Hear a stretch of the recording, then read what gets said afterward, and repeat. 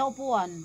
The sound of silence. Ito pala, dalawang grape juice. Grape wine, sorry. Grape wine. Diyan na lang kung masakapit. Castilla. At ang aming view site, ito. Ayan, GR. Ayan, sama si tita. Hello, tita. Hello! Ayan, Kibalbeg. Nandito na kami sa pwesto.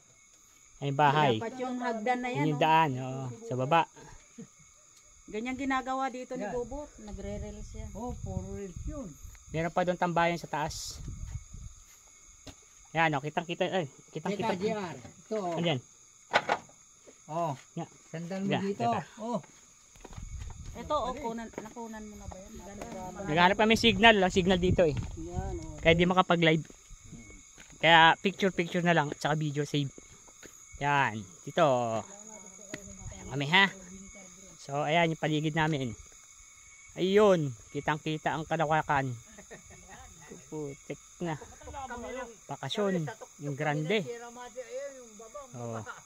Zoom natin. Para kita nyo yung buong kapaligiran ng ating Pilipinas.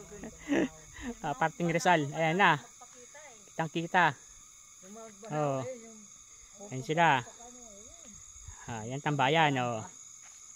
Si Sandro, si JR, si Kabalweg, si Tita. Ayan. Ayan si Sandro. Kaway-kaway.